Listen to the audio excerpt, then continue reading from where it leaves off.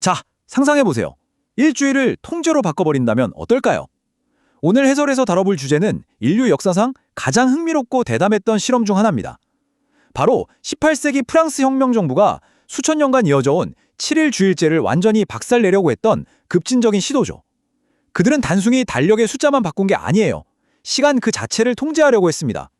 이 놀라운 역사가 어떻게 시작됐는지, 그리고 이걸 개혁주의 청교도의 신학적 관점에서는 어떻게 분석하는지 한번 깊이 파헤쳐 보겠습니다.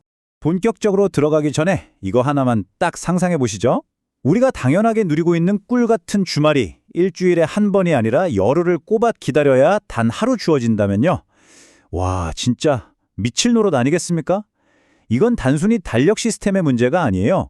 일하고 쉬는 우리 몸의 아주 기본적인 육체적 현실을 통째로 뒤흔드는 일이었죠. 열흘 동안의 끝없는 노동, 그리고 까마득하게 멀게만 느껴지는 단 하루의 휴식.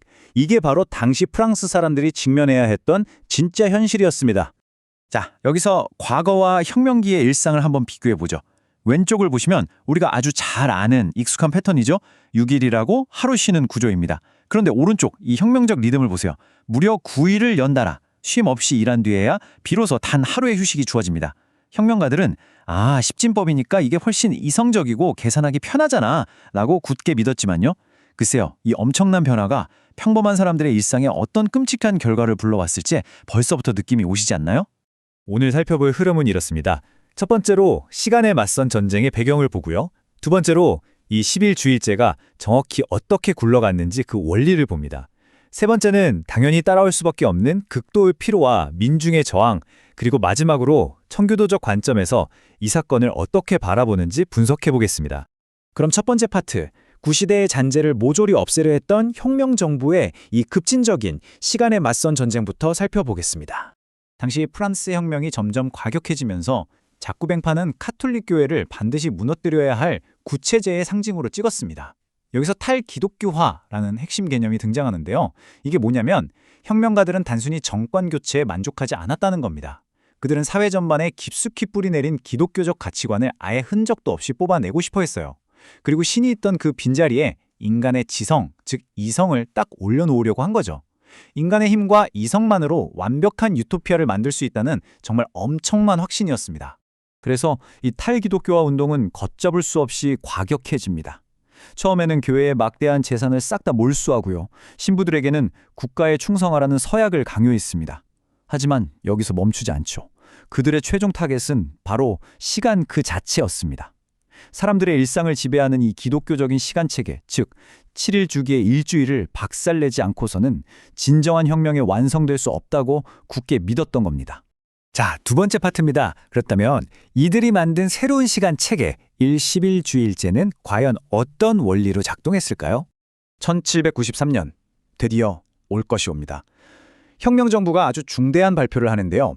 수백 년 동안 전 세계 사람들의 일상을 지배해온 전통적인 그레고리력, 우리가 아는 그 태양력을 공식적으로 쓰레기통에 던져버립니다. 새로운 시대에는 새로운 달력이 필요하다, 이렇게 선언한 거죠. 여기서 진짜 기가 막힌 게 바로 이들이 창조한 새로운 시간 단위입니다. 익숙했던 7일 주일은 완전히 사라지고요. 대신 10일을 한 단위로 꽉 묶은 데카드라는 새로운 주가 탄생합니다. 그리고 가장 중요했던 일요일을 대신해서 10일 중 맨 마지막 날을 디카디라고 부르고 이 날을 휴식과 국가행사의 날로 지정해버렸죠. 그러니까 사람들의 머릿속에서 주일이나 일요일이라는 단어 자체를 완벽하게 포맷해버리려는 아주 고도의 심리전이었던 겁니다. 이 프랑스 공화력의 세부 내용을 보면 그 이두가 훤히 보입니다. 그냥 7일 주기만 없앤 게 아니에요. 달의 이름도 싹 다 바꿨습니다. 종교적인 느낌이 나는 이름은 모조리 빼버리고 대신 안개달, 눈달, 꽃달 이렇게 철저하게 자연현상이나 계절에 기반한 이름을 붙였죠. 당연히 기존 달력에 빼곡했던 종교적 공휴일이나 성인들의 축일은 어떻게 됐을까요? 네, 아주 깨끗하게 지워졌습니다. 시간의 흐름 속에서 종교의 흔적을 문자 그대로 멸균 소독해버린 셈입니다. 심지어 이 사람들은 휴일의 풍경마저 완전히 뒤집어 놓습니다. 새로 지정된 휴일인 이 10번째 날 디카디에 시민들은 교회에 가는 대신 국가가 주도하는 세속적인 행사에 무조건 참석해야 했어요. 파리의 랜드마크인 노트르담 대성당 다들 아시죠? 세상에 그 안에 기독교 상징물들을 다 때려 부수고는 거기를 인간의 이성을 찬양하는 이성의 신전으로 개조해버렸습니다. 사람들은 이제 신 대신 이성의 여신을 숭배해야 했죠. 종교를 몰아낸 바로 그 자리에 국가와 이성이라는 새로운 종교를 억지로 끼워 넣은 겁니다. 세 번째 파트입니다. 자, 이렇게 머릿속에서 완벽했던 이상이 차갑고 가혹한 현실과 정면으로 충돌했을 때 과연 어떤 일이 벌어졌을까요? 엘리트 혁명가들이 책상머리에서 계산한 완벽한 십진법 수학과 매일 흙먼지를 뒤집어쓰며 일해야 했던 평범한 농민들의 현실은 달라도 너무 달랐습니다. 십진법으로 통제되는 깔끔하고 합리적인 사회? 좋죠. 하지만 평범한 사람들에게 9일을 연달아 그것도 하루도 안 쉬고 일해야 하는 이 새로운 시스템은 그냥 뼈골이 빠지는 육체적 고문이라 다름없었습니다. 게다가 수백 년 동안 의지했던 영적인 안식처, 위안의 시간마저 빼앗겨 버렸으니 그 영적 결핍과 스트레스는 정말 상상을 초월했겠죠. 그럼 사람들이 그냥 가만히 당하고만 있었을까요? 당연히 아니죠. 국가가 아무리 눈에 불을 켜고 감시해도 시민들은 아주 은밀하게 그리고 끈질기게 저항했습니다. 겉보기엔 달력이 10일을 가리키고 있었지만 사람들은 몰래 자기들만의 달력을 가심에 품고 기존의 7일주일제를 지켰습니다. 어두운 지하실이나 인적 드문 숲속에 숨어서 전통적인 종교 의례를 계속 이어간 거죠. 수백 년 동안 몸에 밴 삶의 근본적인 리듬은 그깟 정치적인 명령산장으로 쉽게 덮어버릴 수 있는 게 절대 아니었습니다. 결국 이 야심찼던 공화력, 오래 갔을까요? 1793년에 호기롭게 시작했지만 딱 12년 버티고 끝납니다. 1806년에 나폴레옹 보나파르트가 딱 보니까 사회는 분열되어 있고 사람들은 지쳐 쓰러지기 일보 직전이거든요. 그래서 카톨릭 교회와 관계도 회복하고 사회를 통합하기 위해 이 공화력을 과감하게 쓰레기통에 버립니다. 사람들을 극도의 필요로 몰아넣었던 11주일제는 이렇게 역사 속으로 허무하게 사라졌고 우리가 아는 7일주일제가 다시 원래 자리로 돌아오게 되죠. 마지막 네 번째 파트입니다. 그럼 이 역사적인 실패를 어떻게 해석해야 할까요? 특정한 신학적 관점, 특히 청교도적 관점에서는 이 사건을 어떻게 평가하는지 객관적으로 한번 짚어보겠습니다. 이 자료에 나타난 개혁주의 청교도 관점에 따르면 혁명정부의 이런 행동들은 단순한 정치적 실수가 아니라 심각한 영적 오만이라고 해석됩니다. 한번 볼까요? 첫째로 7일 주일제를 10일로 바꾼 건 창조주가 세워둔 신성한 창조 질서에 대항하는 인본주의적인 반역이라고 봅니다. 둘째로 주일 예배를 강제로 없앤 건 성도와 하나님을 이어주는 영적인 생명줄을 대놓고 끊어버리려는 영적 전쟁으로 해석하죠.